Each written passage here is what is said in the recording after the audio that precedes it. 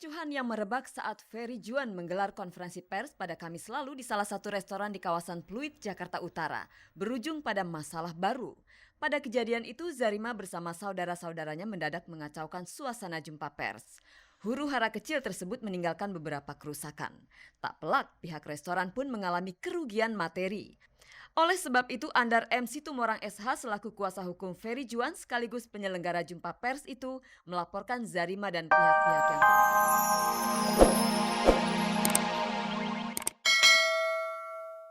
Halo Pirsa, selamat pagi dan bagaimana kabar Anda pada pagi hari ini?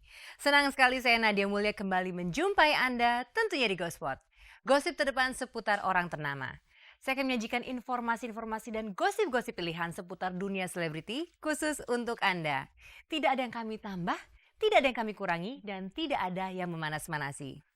Dan pemirsa jangan sampai Anda ketinggalan kuis SMS Gospot di mana Anda bisa mendapatkan 3 juta rupiah untuk 3 orang pemenang.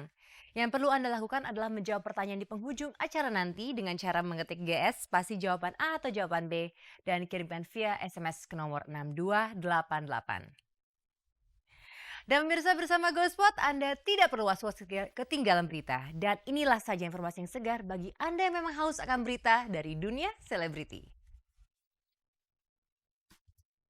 Mantan kekasih Zarima Mirafsur, Ferry Juan, kemarin menjelaskan tentang laporannya ke Polsek Penjaringan atas tindakan Zarima dan saudara-saudaranya yang merusak suasana konferensi pers pada hari Kamis lalu.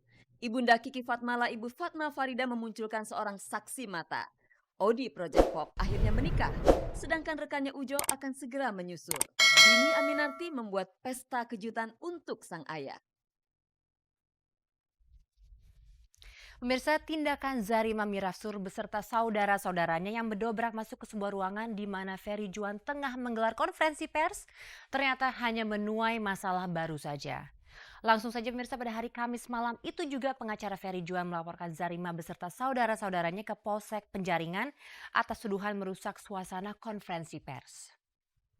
Nah, Ferry Juan pun kemudian mengungkapkan berbagai tindakan yang dianggapnya dilakukan oleh Zarima yang tidak senonoh, seperti yang diceritakan langsung oleh anaknya Nikita Khairunisa. Nah, pemirsa, daripada Anda penasaran, langsung saja kita simak berita pertama untuk hari ini.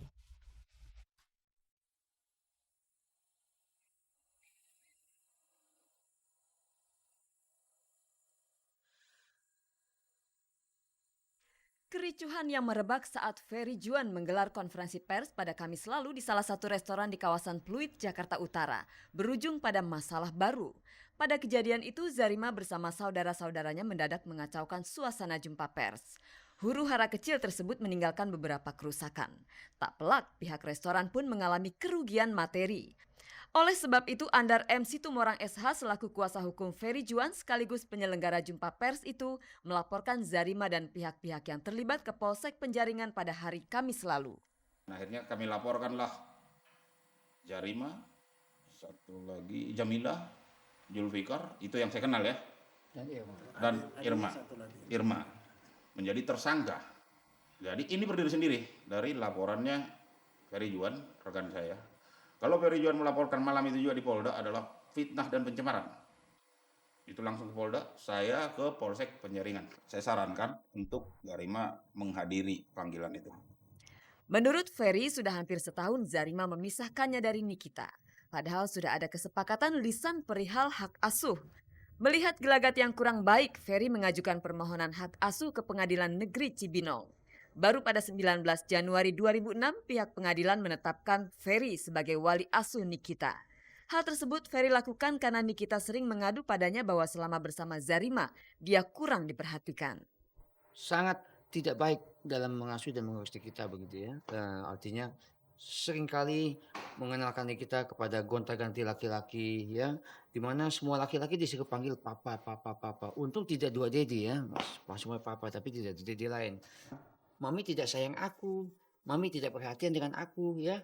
Susu saja disuruh laki-laki lain yang buat, mandinya saja suruh laki-laki lain yang mandikan. Ya, bayangkan seorang anak perempuan masih balita disuruh laki-laki asing lain pegang-pegang badannya mandikan. Apakah itu pantas? Saya diam-diam saya selalu monitor dan kontrol gitu kan. Makanya saya sediakan handphone kepada susternya untuk mengkontrol makannya, aktivitasnya Nikita dan keselamatannya Nikita gitu ya. Jadi seringkali Nikita itu saya sudah sediakan mobil Mercy terbaru ya untuk sekolah Nikita, tapi dipakai jalan dengan Zarima membawa cowok lain. Nah, jadi walaupun sudah ada Mercy terbaru, ada sopir, menjemput masih terlambat. Ya, di mana Nikita pulang jam 1 siang sekolahnya, sampai hampir jam 2 belum dijemput juga. Saya telepon susternya, di mana nih kita suster sedang ngapain? Sedang tidur di bangku pos satpam.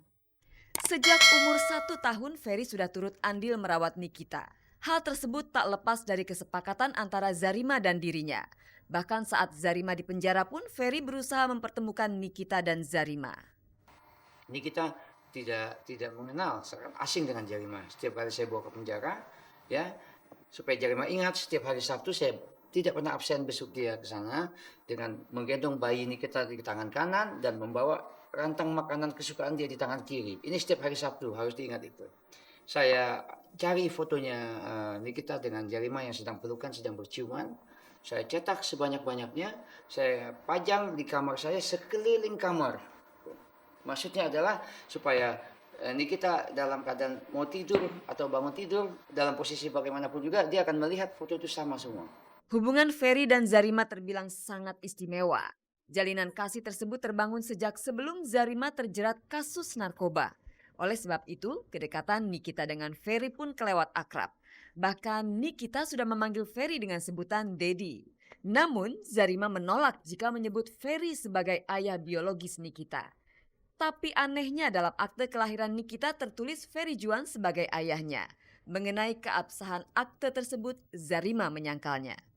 Sangat tidak perhatian ya. Contohnya saja sekarang saya ungkap ya, bahwa Nikita sekolah di Bogor Raya. Yang mendaftarkan adalah Zarima. Dengan syarat utama adalah akte lahir yang ada pada kami ini sekarang ya. Jadi akte lahir ini adalah syarat utama pendaftaran sekolah pendidikan Nikita. Sekarang dia bilang akte lahir itu palsu. Apakah itu tidak sama? Apakah tidak sama dengan menghancurkan Nikita di sini? Ini gonjang-ganjing ini nanti akan mempengaruhi pertumbuhan dan perkembangan jiwa maupun mentalnya Nikita begitu. Pada Kamis lalu, Ferry juga telah melaporkan Zarima atas pengaduan palsu ke Polda Metro Jaya. Situasi ini makin membuat Zarima sekaligus terpojok atas 2 kasus sekaligus. Sementara Ferry makin mantap memperkarakan Zarima ke jalur hukum.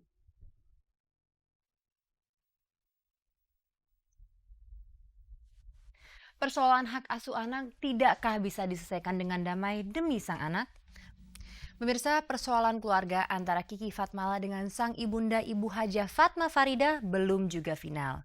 Ibu Farida kembali meluapkan amarahnya dan kali ini ia menghadirkan seorang saksi mata yang katanya menjadi saksi atas kearogansian Kiki Fatmala terhadap dirinya.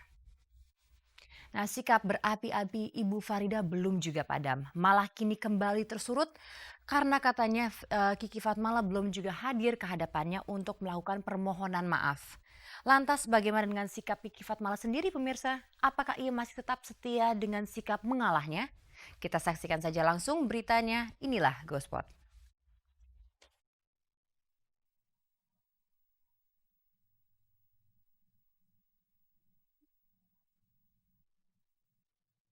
Amarah Ibu Hajah Fatma Farida terhadap Kiki Fatmala ternyata belum mereda. Padahal Farida sempat berucap bahwa ia lelah dan menginginkan persoalan antara dirinya dan Kiki tidak diperpanjang lagi.